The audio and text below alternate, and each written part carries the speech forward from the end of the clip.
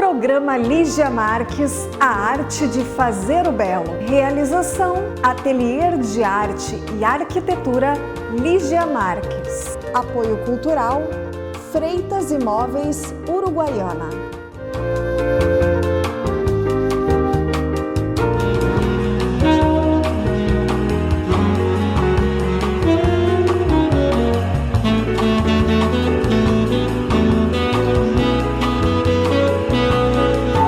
Olá, estamos apresentando mais um programa Lígia Marques, a arte de fazer o belo. Este programa é exibido na TV Santa Maria, canal 19 da NET. Todos os sábados às 20 horas temos um programa inédito. Este programa é realizado pelo Ateliê de Arte e Arquitetura Lígia Marques, localizado no Centro Internacional de Arte e Cultura Humanista Recanto Maestro. É produzido pela SM Produtora. Hoje estamos com a convidada, advogada e professora Débora Cristina Thomas Evangelista. Bem-vinda ao programa, Débora. Obrigada, Lígia. É uma satisfação, uma alegria muito grande estar aqui conversando contigo sobre um tema tão importante e agora, nesse mês de novembro. É verdade. Sim, eu convidei a Débora para nós falarmos sobre um tema, sobre uma representante muito interessante, uma mulher, né, que teve uma representação histórica muito bonita, muito bacana no Brasil, no nosso país. Antes de nós entrarmos no tema, eu gostaria que a Débora contasse para nós qual a formação profissional dela, né, como é que ela fez essa escolha, se tem alguma relação em algum momento da tua infância, da tua adolescência, como é que tu foi escolhendo os teus estudos e que te levam à formação de advogado. Claro. Bom, eu sou de Santa Rosa, né? Sou natural de Santa Rosa e eu sou de uma família de professores. Olha. Então, prima professor, a madrinha professora, pessoas muito próximas, e a minha mãe era merendeira de escola. Então, a nossa vivência, principalmente, aí tem uma questão histórica de mulheres na área da educação. Sim. Então eu fiz o nível médio, eu já estava preparada para fazer o magistério. Então eu fiz o antigo normal, que a gente dizia, né? Eu fui normalista. Sim. E aí do ensino médio eu quis fazer direito, não quis fazer pedagogia. Contrariando a minha mãe, né, Lígia? Porque para minha mãe era óbvio que eu ia fazer um curso de licenciatura. Muitas né? mulheres faziam, Exato, né? Aquilo era natural. E aí eu fui fazer direito, fiz direito, do curso de direito eu já entrei na especialização e da especialização eu já fui dar aula. Então eu não tive tempo assim ó, de pensar vou ou não vou para a sala de aula. Tu fez direito aonde? Eu fiz direito na Unijuí em Santa Rosa. E por que tu escolheu o direito? Eu sempre gostei muito, muito, muito. E eu fui uma criança e uma adolescente muito combativa. Então assim, ó, muito falante, sempre desenvolvendo temas, assuntos, e aí discutindo e levantando questões. Todo mundo dizia, Débora tem que ir pro direito.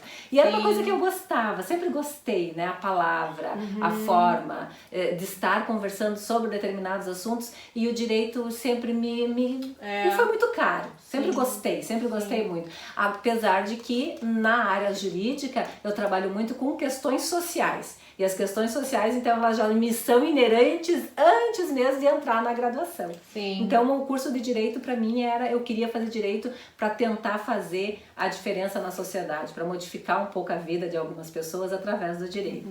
E esse reflexo de tu trabalhar com o social também vem da infância e da adolescência. Provavelmente tu viveu experiências te levaram a essa luta, né? É que a gente, assim, nós somos de uma família de mulheres negras extremamente consciente do seu papel na sociedade. Então, para nós, sermos mulheres negras nunca foi problema, nunca foi ruim. Não existe diferença nenhuma. Não, para nós, assim, o que a gente sabia, a gente sabe muito bem que existem as questões estruturais, mas o nosso posicionamento dentro da sociedade faz a grande diferença, né? Então, isso, para mim, sempre foi muito tranquilo. Agora, também, Lígia, o fato de eu estar numa situação X, que eu chego no terminar o ensino médio e poder escolher o curso de graduação que eu vou fazer, se é direito, porque a briga era, vai fazer direito, vai pedagogia, vai fazer letras, que é uma discussão normal de qualquer adolescente que vai entrar indo para o ensino superior. Isso não me faz desatenta as milhares de outras mulheres negras que não têm essa mesma escolha. Sim, a escolha. Que não vai chegar nesse nível. Que a discussão é, será que vai fazer ou não vai fazer uma graduação? Será que termina o ensino médio ou será que não termina? Será que tem aquela escolha, ou eu trabalho ou eu estudo? Ah, também tem isso. Né? Então, o fato de eu poder ter escolhido a minha profissão, de eu ter tido uma facilidade maior em função da estrutura da minha família, não me faz indiferente àquelas meninas que não têm essa condição. Né?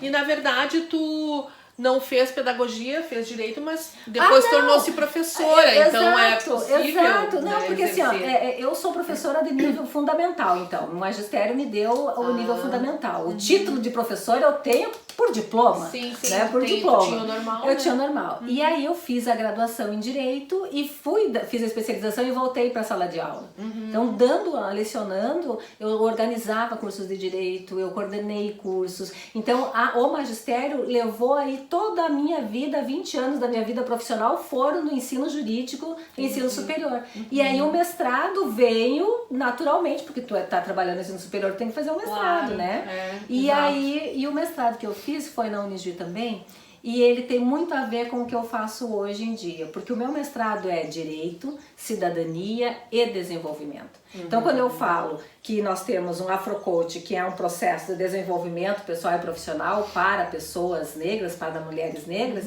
eu tô literalmente fazendo o meu mestrado acontecer na prática. Sim, entendi. Que é daí que surge, então, esse método Afrocoaching que tu criou para o desenvolvimento de pessoas e profissionais. Exato, porque assim... na população negra, especificamente. Isso. O coaching... Como é que é esse método? O coaching é um processo natural que a gente já tem introjetado em toda a sociedade, ou seja, principalmente em corporações, empresas. Várias pessoas recorrem ao processo de coaching para melhorar os seus desempenhos, melhorar os seus resultados. Ok. Agora, quando eu pego os valores civilizatórios africanos, circularidade, oralidade, quando eu reconheço o racismo, a discriminação e vou trabalhar com aquela mulher, com essa mulher negra, para que ela tenha um empoderamento e um posicionamento diferenciado e estratégico dentro de uma sociedade estruturalmente racista, eu consigo fazer diferença na vida dela. Então, aquelas portas que não se abrem, bom, muito bem, se a porta não se abre, como é que eu vou fazer com que isso aconteça? Eu vou para o empreendedorismo, eu faço um planejamento de carreira, como é que eu faço para sobreviver dentro dessa sociedade, que eu já venho fazendo, mas para que eu deixe de sobreviver e passe a viver uma vida que todo mundo merece, né? Que todo mundo tem condições, que todo mundo tem a possibilidade com trabalho, com lazer, com arte, com cultura, com realização profissional, né? Livre de constrangimentos em função da singularidade da tua pele. Então são algumas questões que são importantes e que a gente faz um trabalho, um processo de afrocoaching. Nós fazemos, são 10 sessões, onde nós vamos trabalhar desde a afrocentralidade, ancestralidade, a constituição daquela mulher negra enquanto assim, né, se perceber, para depois, então, que isso tudo estiver centralizado, como a gente diz, a gente vai trabalhar, então, o empreendedorismo, vai trabalhar o desenvolvimento de carreira, vai trabalhar melhorias de resultado, ganhos, né, efetivos na vida dela. O que eu percebo de positivo nisso, tu como uma líder coaching que pode fazer esse trabalho com outras pessoas, é que tu tem bem resolvido isso na tua vida. Mas é claro, já desde a infância, entendeu? Mas então isso é bacana, porque tu leva também a tua experiência, né? Tu tem a prática. Tem a prática e Lígia, é um modelo para o outro. Olha, tem uma prima minha que, para te ter noção de como a minha família se estruturou. Tu lembra do Grande Otelo, né? Quem está nos acompanhando lembra do Grande Otelo. O Grande Otelo, eu tenho um primo, que na verdade é primo do meu pai, o nome dele é Honório. E ele chegou pra minha avó e disse assim: vó Noêmia, nasceu a minha menininha, é uma guriazinha e eu vou colocar o nome de Clara. E a minha avó olhou bem pra ele e disse: Honório, nunca vi nego teu nome de Clara, coloque Clarice. E o nome dela é Clarice, Lígia. É a Clarice. Só porque Clara não era espelho de negro, né? Não era... Então a gente coloca Clarice. E o nome dela é Clarice, é uma pessoa, minha comadre, madrinha do meu filho mais novo, uma professora estadual, Legal. assim, ó, lindíssima, querida, combatida. Ou a comadre Clarice é aguerrida, ela. Então, assim, ó, por quê? Porque pra nós era bonito ser negro. Claro. E isso não significa que a gente não tenha a consciência da dificuldade. Claro que a gente sabe que é difícil. E claro também que é tem. tão carinhoso porque chamam brancos de negrinhos, né? Chamam. Meu neguinho, meu negro, minha Então, nega. tem essas É uma questões coisa todas. que é E aí o que eu amorosa. disse, o que está por trás é a ofensa, o preconceito, quando a pessoa quer fazer, Que né? são de pessoas não resolvidas. Que são de pessoas não resolvidas. Que não amam Então, assim, a quando vida, a gente não amam o próximo. quando já, a gente mesmo olha, branco ou negro não amam. pensa bem, Lígia, quando a gente olha assim, ó, uma história de uma nação, de um povo que sofreu tanto, que foi escravizado, que passou horrores na escravidão e que chega hoje no ano 2000, claro que com muitas mazelas sociais a serem resolvidas, mas que chega aqui com valorização de si mesmo, com autoidentificação, com questões importantíssimas tanto na cultura quanto também na economia. A contribuição desse povo para o desenvolvimento do Brasil foi muito grande, né? Então é isso, é buscar nessa ancestralidade, é buscar até nos próprios horrores da escravização elementos de fortalecimento desse povo que está aqui hoje. Sim. E isso o Afrocoach está aí para trabalhar. Ótimo. Eu até tenho uma pergunta, uma curiosidade, mas nós temos que passar daqui a pouquinho para o próximo bloco. Como é que uma criança, com que idade, enfim, ela se dá conta que ela é negra? Porque isso é a sociedade que faz essa diferença. Do negro e do branco. É uma questão social. Já que tu viveu, talvez tu possa responder. Exato. Eu sempre fui negra. Sim. Eu não sei te dizer assim, Tu não percebia nada. Não, eu só fui perceber a diferença. Isso que eu morava em Santa Rosa, uma cidade assim de cultura alemã e italiana, né? Eu fui perceber que existia diferença de cor porque veio estudar na escola que eu estava uma menina que o pai era do Andrade Gutierrez e aquela família era de Minas Gerais. E ela era bem pretinha. Ela era uma negra assim de pele realmente bem escura. Aí eu notei, Lígia, que eu era convidada para alguns lugares e que ela não era. Foi a primeira vez que eu notei isso. Isso era adolescente? Eu tinha uns 13 anos. Aí eu notei, mas comigo, como eu sempre fui negra, eu sempre tava no meu lugar, no meu espaço. Aí que tu percebeu que havia um racismo, né? Tem alguma coisa aí. E em Santa Rosa, talvez, né? A história de que família você é. Então, quando disse, de que família? Eu sou neta da Dona Isabel. Dona Isabel? E aí vinha toda a história da Dona Isabel. Então, isso era mais forte que a cor da minha pele, talvez. Porque aí entra virtudes, caráteres, outras coisas, né? Familiares. Que não tem nada a ver se é branco ou é negro. Não, tem igual. A maioria das pessoas, elas se dão conta de que elas são negras realmente no ambiente escolar.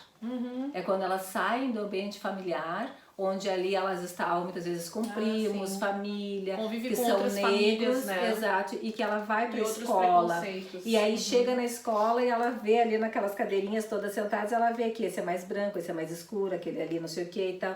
E aí começam as diferenças. E muitas vezes a nossa escola, por mais preparada que esteja, não consegue trabalhar essas singularidades. E aí, hoje que a gente chama de bullying, enfim, mas é muito difícil para uma menina negra se perceber dentro de uma escola e que ela tem um tratamento diferenciado dos demais. A minha mãe era uma tigra. A minha mãe né? Porque então, a minha mãe, quando ela desconfiava que poderiam nos discriminar, a minha mãe já estava na frente. Sim. Então eu fui muito protegida nesse aspecto. Então isso também pode ter colaborado. A posição da tua mãe colaborou para o teu posicionamento. Mim não perceber aquilo de forma tão agressiva.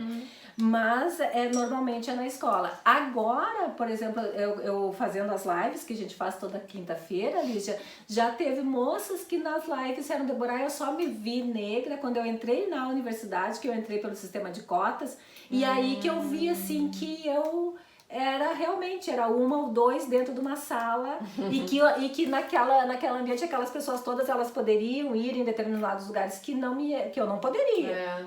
Né, que eu não teria nem dinheiro para ir. Aí eu notei que eu era realmente negra. Que tu vê, né? Às vezes o sistema de cotas, ele quer ajudar por um lado, mas às vezes diferencia, Não, mas é assim, ó, é estar pela primeira vez num determinado lugar. Então, por isso que as cotas são tão importantes, porque senão esse negro não vai estar nunca naquele. E aquelas pessoas que lá estão não vão perceber a necessidade de que lá ele esteja também. Né? Se ele não está, não percebem a falta. Exato.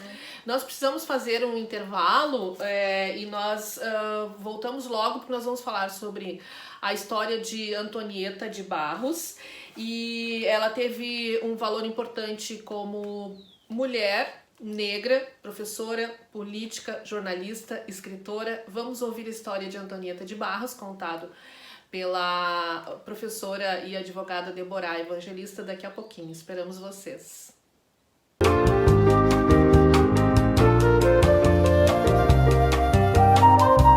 Olá, gostaria de falar hoje sobre esse projeto de arquitetura de interiores para um apartamento de 100 metros quadrados. O conceito dele partiu de um quadro pintado por mim que o cliente tinha no hall de entrada. Ele tem as cores amarelo, vermelho, verde, preto e branco. Daí eu criei uma estante no hall dividindo a sala de jantar e fiz armários para louçarias com essas cores em laca de vermelho, amarelo e verde. Coloquei painéis verdes na sala de jantar e painéis em laca amarela na cozinha, em alguns nichos para os fornos também. Depois eu usei o mesmo detalhe em laca amarela no home office, onde era também um dormitório de hóspedes e uma sala de música. Então no armário tinha o teclado embutido, que ele estuda música e também pode trabalhar. Este quarto de hóspedes e home office é integrado com a suíte também do proprietário, onde eu usei painéis de laca marrom para dar o conforto térmico e um painel para embutir a TV que tem uma textura de zebra, além de nichos para pôr objetos pessoais. Foi um projeto muito prazeroso de fazer, inclusive ele tem várias obras minhas no apartamento e a minha obra também tecida em tapete, que ele tem um tapete redondo no wall e um tapete de 4 metros por 1 na circulação. Foi um trabalho muito bacana e um cuidado imenso para preservar e projetar segundo a identidade do cliente. Programa Lígia Marques, a arte de fazer o belo. Realização, Ateliê de Arte e Arquitetura Lígia Marques. Apoio cultural, Freitas Imóveis, Uruguaiana. Voltamos a apresentar o programa Lígia Marques, a arte de fazer o belo. Estamos com a convidada, a professora, advogada Deborah Evangelista. Então, nós vamos conversar, eu gostaria de conversar hoje sobre a vida e obra de Antonieta de Barros, que foi uma mulher que contribuiu muito e trouxe umas experiências bem bacanas que vocês vão ouvir hoje. Deborah, como é que foi então a infância? Ela nasceu em 1901, né, no início do século passado. A Antonieta de Barros, como é que foi a infância, de quem ela era filha, né? Ela era uma mulher negra. Exato. A Antonieta de Barros era uma mulher, ela era filha de um jardineiro, né, e de uma lavadeira. Então, pessoas bastante humildes. O pai dela faleceu cedo, então a mãe é que assume a criação delas. E a mãe trabalha na casa de um político que veio se tornar um político importante em Santa Catarina. E talvez aí a gente faça a ligação com a Antonieta e a política. Mas o que mais chama atenção, que é muito importante, é que dentro dessa criação dela com essa mãe abre uma pensão para estudantes. E a gente acredita que essa convivência da Antonieta com esses estudantes é que tenha despertado nela esse valor tão caro que ela tinha pela educação. Sim. Então foi uma menina, uma mulher que nasce logo após, 13 anos após a libertação, né, da escravização, acaba a escravização. A família vai sentir aquela noção de não ser escravo ou vai sentir as rebarbas da escravidão. Sim. E ela consegue ter com essa mãe que tem um negócio, e aí veio um pouco dessa, que às vezes a gente não liga o negro com o empreendedorismo, mas tu imagina, 1900 e pouquinho, e uma mulher negra ter uma pensão para estudantes. É ser empreendedora. Né? E ali, a partir dessa família, ela cria então esses aspectos tão importantes na educação e vai fazer o normal, que existia na época já, o normal de ensino, Sim. normal, para se tornar professora. E aí nós temos uma defensora ferrenha da educação e dos negros, dessa população negra. Então ela se via como negra, ela se representava como negra, ela estudou e ela cultivava sempre de forma muito tranquila como se combater o racismo e a discriminação naquela época, que é totalmente diferente de hoje. Né? Então ela estuda e depois logo ela abre um curso, né, para alfabetizar pessoas. Exatamente. Que depois se torna uma escola. Porque com você o nome veja dela. bem, no final ali, no início do século... Isso é em Florianópolis, né? Nós estamos falando em Florianópolis. Isso, no início do século, os negros não podiam ir às escolas. Então tinha muito adulto, jovem adulto, que não era alfabetizado. Então, para a Antonieta, ela termina o normal superior e um ano depois ela abre uma escola exatamente para a alfabetização dessas pessoas. Sim. Então ela viu aquele mar de gente, bom, todo mundo tem que aprender a ler e escrever, vamos lá. Então essa é um dos legados que ela nos deixa muito, muito importantes. Sim. Né? E depois disso, como é que ela foi levando assim? Ela termina esses primeiros estudos, abre esse curso e ela vai a fazer a graduação. Ela teve uma barreira aí que ela encontrou. Na verdade, assim, ela queria fazer direito. Eu acho muito legal isso, né? Antonieta, e nós, eu, por exemplo, eu fiz direito, eu não estudei essa mulher. Então, Antonieta, isso é importante também que a gente traz essa questão dela, e aí a gente vai trabalhar a invisibilidade da Antonieta dentro do universo político e social brasileiro. Foi uma mulher negra à frente do seu tempo, que abriu uma escola para alfabetização, que quis fazer um curso de ensino superior em direito, que não pôde fazer porque as mulheres não podiam fazer direito, Isso, não nos era permitido. Ela não pôde estudar direito porque não era permitido mulher estudar direito. Então nós não temos assim a Antonieta graduada em direito, e ela vai, a partir da vivência dela, se encontrar no jornalismo. Por quê? Porque é a forma de combate. Isso. É a forma de combate. Então, ela começa a escrever, né? Ela escreve muito bem, ela abre um jornal, ela trabalha, ela faz crônicas e ela vai falar de racismo, vai falar de preconceito, vai falar de desmandos políticos e vai defender a mulher. Então, muito, assim, a Antonieta era uma defensora ferrenha de mulheres negras, população negra. Então, ela via aquela vulnerabilidade que ela presenciava também, e a educação que ela tinha, a noção de estar, e uma mulher muito culta. Ela era muito séria, né? Muito séria, nunca casou. Então, assim, pra época, uma mulher que não casa, meu Deus do céu, né? E ela não casou. Então, tem algumas coisas de feminismo introjetadas na Antonieta que são importantes pra gente. Eu acho que aí é mesmo que os homens enfrentavam, porque ela enfrentava os homens e os homens... na verdade, tinham algum preconceito, né? Claro. E ofendiam ela, e ela se defendia através dos escritos de jornais. Exato. Né? E escrevia muito bem, tinha uma polidez muito grande. E aí também a gente tem que reconhecer que no início do século, uma mulher não seria normal ela estar escrevendo e enfrentando homens, né, enfrentando a sociedade. Agora, uma mulher negra fazendo isso era mais complicado ainda.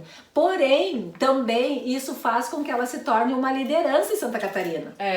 Exatamente. Ela é uma liderança, tanto que quando se abre a possibilidade do voto para a mulher, ela se candidata. Pois é.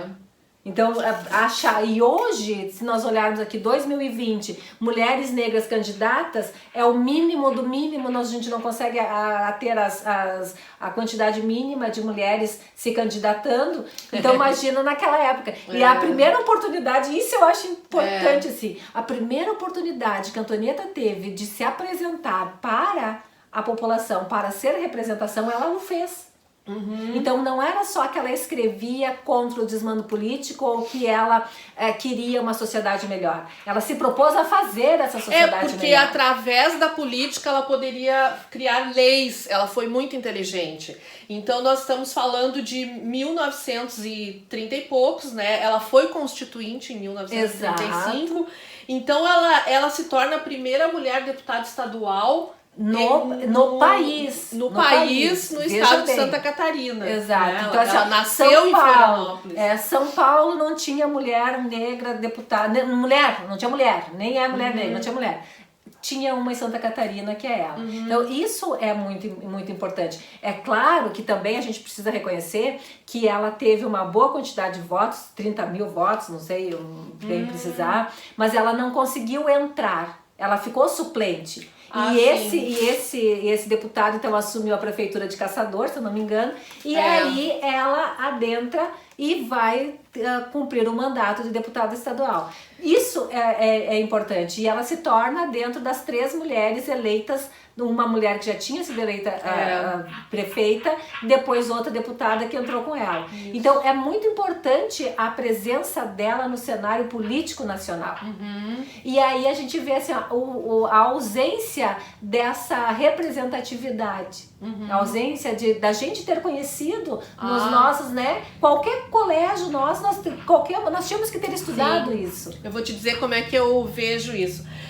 Na verdade, primeiro ela entra como deputada estadual num primeiro momento, em 1935, depois vem o Estado Novo de Getúlio Vargas, que durou uns 10 anos, e isso tudo acontecia justamente para bloquear, porque não estavam querendo essa evolução, essa mudança, né?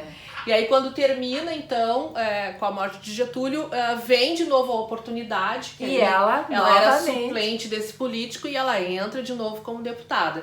E inclusive se torna presidente da Assembleia Legislativa. Exato. A primeira mulher negra presidente da Assembleia Legislativa. Então ela não ficava quieta, ela não ficava parada. Ela aproveitava, né, os momentos. E aí ela começa a criar legislações. Tu lembra? Eu acho ela assim, criou umas coisas bem bacanas. Bem bacanas, mas de todas elas, uma coisa que está muito ligada com a formação do magistério dela e que vai interferir na vida de todos nós hoje é o dia do professor. Isso. Né? 15 de outubro é um dia que faz referência, veja bem, há uma legislação de Dom Pedro I e ela vai resgatar essa legislação e por isso o dia 15 e propõe para o estado de Santa Catarina o dia do professor, que depois então é proposto nacionalmente de forma nacional. E eu achei muito interessante que nesse ano de 2020, talvez por a gente estar mais em casa, né, enfim, eu não tinha visto ainda publicações que davam a ela essa referência. Sabe quem é que criou o dia? Foi uma mulher. Verdade, foi uma mulher negra lá do estado de Santa Catarina. Eu assim. Exato. Então essas coisas vêm da Elis Salvati, que começa a levantar a vida dela e trazer ela à tona no estado de Santa Catarina e fazendo com que ela seja conhecida, com que a gente conheça a história dela e se espelhe nessa história. Então aí eu acho que também tem esse trabalho de revitalização, de rememorar essa mulher. De resgate para mostrar e não por acaso ela foi apagada. Exato, não havia um interesse. Claro, o interesse era importante. Porque tu imagina se a gente fazer um reconhecimento dessa mulher negra. É tu empoderar outras mulheres negras que vão ter voz também e que vão se espelhar ali e que vão exigir outras coisas. Né? No momento que nós estávamos dentro, né? Logo depois ali a gente veio a questão política, ditadura, enfim. Então, que legal. Ela teve também representações culturais também, bastante, claro, tanto pelo jornal, né, pelas revistas que ela também criou, e ela teve uma morte precoce. Exato, né? muito Ela nova, com morre 50 anos. Em 1952, ela nasceu em 1901. Então, de diabetes, que é uma doença assim, né, complicada, então que não ela foi muito ser breve, eu acho assim, fácil. 50 anos é breve, né? É breve. E ainda na ilha de Santa Catarina, em Florianópolis, que também foi um lugar que era uma ilha, demorou para se desenvolver, até que construíssem a ponte, né? Então ela vivia nesse burburinho um pouco ilhada também, né? Nós precisamos encerrar o programa e eu gostaria que tu citasse, assim, se tu pudesse, o legado, então, que a Antonieta de Barros nos deixa. Olha, eu acho assim, a Antonieta, ela nos deixa um legado de luta, resistência e de resgate à educação como mola propulsora de mudança. Eu acho que isso é muito importante. Isso ela tinha muito claro na vida dela, que a gente mudava as estruturas também através da educação. E através do conteúdo qualificado, a escrita dela qualificada, o discurso dela qualificado. Não é uma mulher negra dizendo qualquer coisa em qualquer lugar. Ela dizia com muita propriedade. Se a gente pegar e for ler um pequeno texto dela, a gente vai ver isso.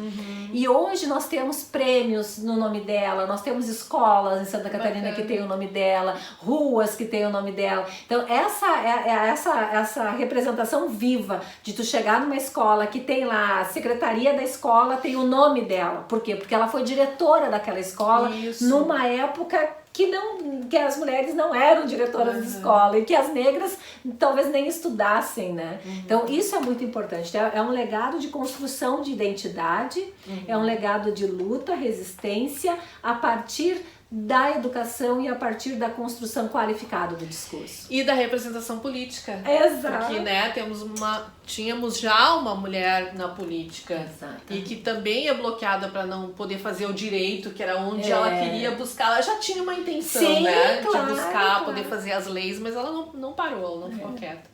Que bacana, Débora, gostei de conversar contigo, de trazer essa história que tu pudesse nos contar, né, e que esse programa possa fazer, né, retumbar das pessoas também essa vontade de continuar. E eu assim, eu te parabenizo muito, te agradeço, porque isso é importante. Lídia, quando a gente fala muito em educação antirracista, é isso. É você com o teu programa que não tem nada a ver com discriminação, com preconceito, com racismo, trazendo temas que evidenciam uma mulher negra, que tem a ver com, não só com o racismo e a discriminação, tem a ver com o todo da sociedade, com esse conjunto. Então é muito importante que outros programas também vou descobrir mais histórias. Mas a intenção é trazer de um modo belo o ser humano, não importa se ele é negro, se ele é branco. Importa que ele foi atrás, né, das coisas que ele sentia que deveria fazer para si e para muitos. Esse é o papel do líder na sociedade. Exato. Muito obrigada, Débora. Estamos encerrando então mais um programa Lígia Marques, A Arte de Fazer o Belo, e você pode assistir na TV Santa Maria, canal 19 da NET, todos os sábados às 20 horas, temos um programa inédito, e também no site www.santamaria.tv.br e nas páginas das redes sociais do Facebook e do YouTube, da TV Santa Maria e do programa Lígia Marques. Agradeço aos apoiadores culturais deste programa e a gente se vê nos próximos programas. E eu espero você. Programa Lígia Marques, A Arte de Fazer o Belo. Realização, Ateliê de Arte e Arquitetura Lígia Marques. Apoio Cultural, Freitas Imóveis Uruguaiana.